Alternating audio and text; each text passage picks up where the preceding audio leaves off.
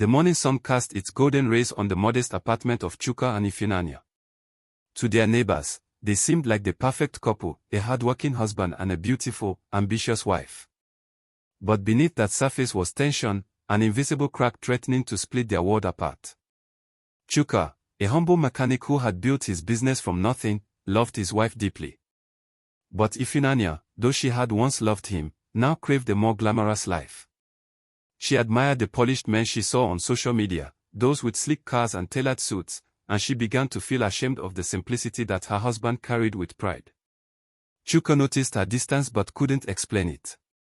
She laughed less, spoke to him less, and even frowned when he wore his work overalls around her friends. To Chuka, love was simple, food on the table, loyalty, and laughter in the evenings. But to Ifunanya, love was beginning to look like appearances, admiration, and a lifestyle that screamed class. She didn't yet realize that her hunger for status would set her marriage on fire. The first cut came when Ifunanya introduced Chuka to her colleagues during a small gathering. Chuka had shown up in his neatly washed shirt and trousers, his palms still slightly stained with grease from the garage.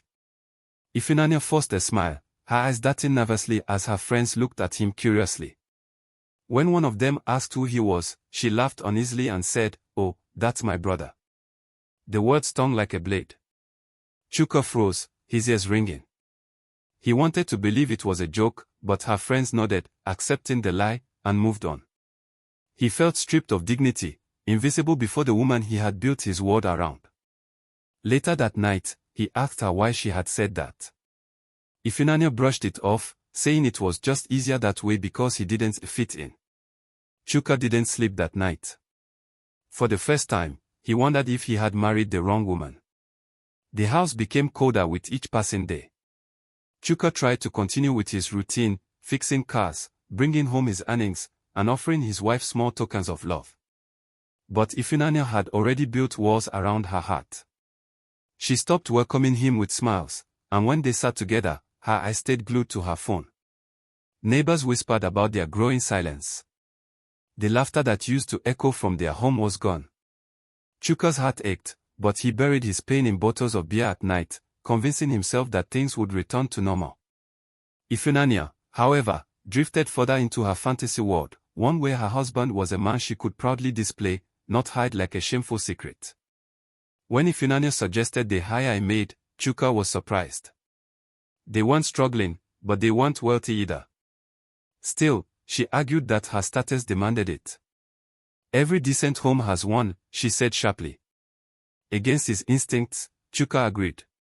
That was how Amora, a shy young woman from the village, entered their lives. Amora was gentle, respectful, and hardworking.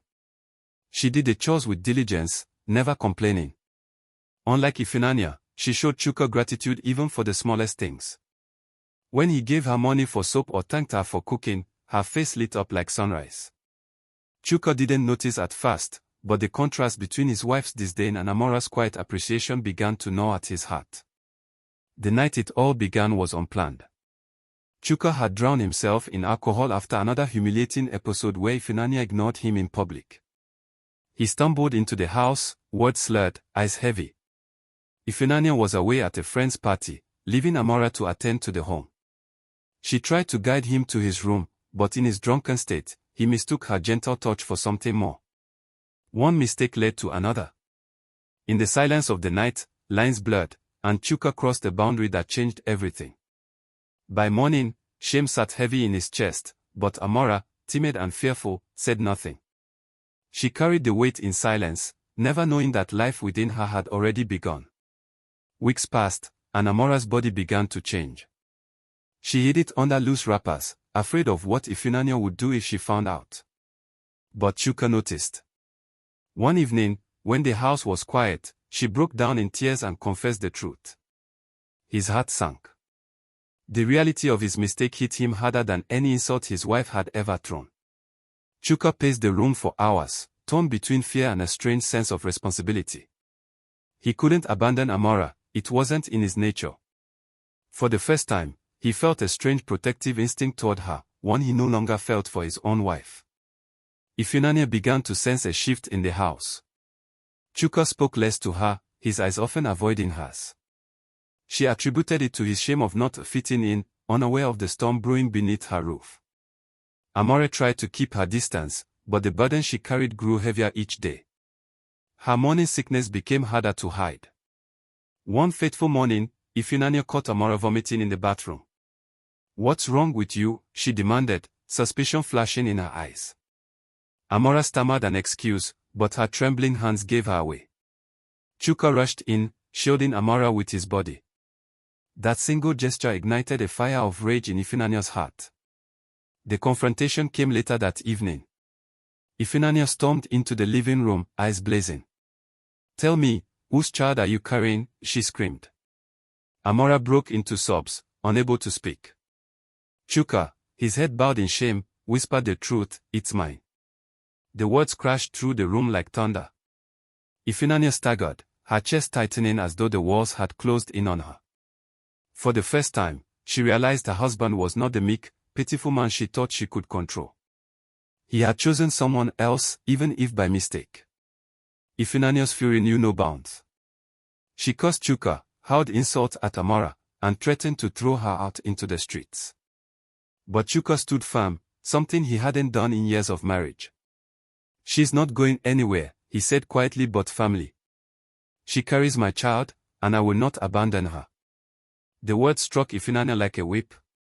She had humiliated Chuka for being unclassy, but now he had found dignity in protecting another woman. For the first time, she realized she was losing him, not because of poverty, but because of her own pride. The house became a battlefield of silence. Ifunanya refused to speak to Chuka unless it was to lash out. She stopped eating the meals Amora cooked, accusing her of poisoning the food. She began sleeping in the guest room, her one strong grip on her home slipping away. Chuka, meanwhile, started paying more attention to Amora. He ensured she went for antenatal care, bought her fruits, and checked on her health. Neighbors whispered, and rumors spread quickly, but Chuka didn't care anymore. For the first time, he was living for something beyond appearances. Ifunanya's bitterness consumed her. She began attending more parties, surrounding herself with wealthy men and glamorous women who fed her ego. She told her friends Chuka was useless, a man who lacked ambition. But deep down, the betrayer gnawed at her.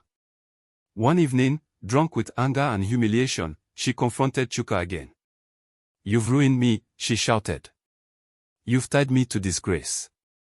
But Chuka, calm and resolute, replied, "No, Ifunanya.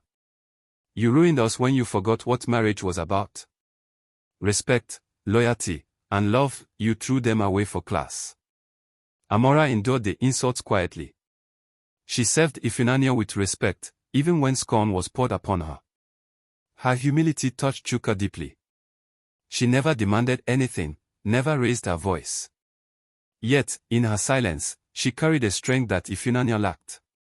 As her pregnancy advanced, Chuka often found himself talking to her late at night. They shared laughter, stories of the village, and dreams for the unborn child. Slowly, an invisible bond formed between them, one built not on status or appearances, but on mutual respect. Ifunanya's worst fear became reality when word spread in their social circle. Friends mocked her behind her back, saying her husband had chosen the maid over her. At a party, one of them even sneered, "So your brother is now a father." The humiliation was unbearable. That night, she confronted Chuka again, demanding he send Amora away to salvage her reputation. But Chuka looked her in the eye and said, "My marriage to you was about appearances. My life with Amora is about truth. I won't give that up." For the first time, Ifunanya realized she had lost the battle. Alone in her room, Ifunanya stared at her reflection. She saw a woman who had once been loved, cherished, and chosen, but who had thrown it all away chasing shadows of class and status. The realization broke her.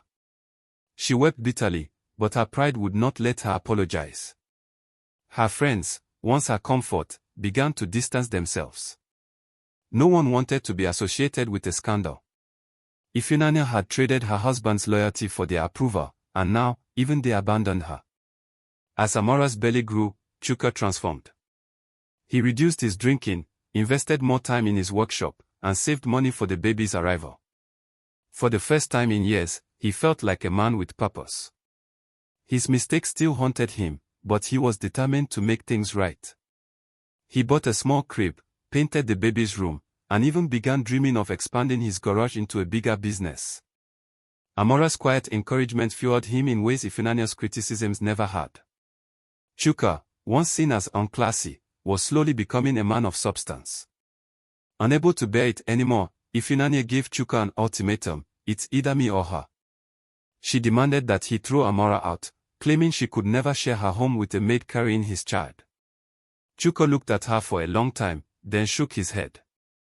You made me your brother when I was your husband. You made me a stranger in my own home. I will not abandon this child. If anyone is leaving, it will be you.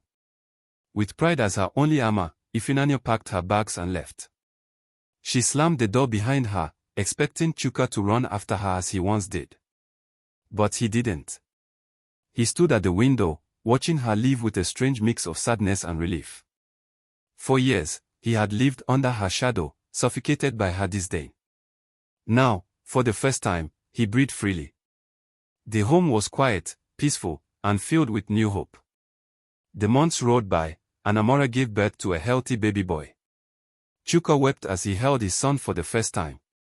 It was as though the child had washed away his shame, giving him a reason to live anew. Neighbors who once mocked now marveled at his transformation. The humble mechanic had become a responsible father, dedicated and proud. For Amora, the once timid maid, life had changed forever. She was no longer just a helper, she was the mother of his child, the anchor of his new life. Far away, Ifunanya heard of the baby's birth. She expected Chuka to come crawling back, begging her to return. But he never did. Instead, she saw him thriving, his workshop growing, his reputation rising. The man she had once hidden in shame was now standing tall. Regret consumed her, but it was too late. She had gambled her marriage on pride and lust. The friends she had chosen over him were gone, leaving her empty and alone. Years later, Chuka sat outside his expanded workshop, his son playing nearby. Amora brought him food, her smile warm and genuine. Life wasn't perfect, but it was real. It was filled with love, loyalty, and truth, the very things Ifunanya had cast aside. Chuka often thought of his ex-wife, not with bitterness, but with pity. She had traded gold for glitter, and in the end, she had nothing. He, the man once rejected as unclassy, had built a life of dignity and love. And in that truth lay the greatest lesson: appearances fade, but character endures.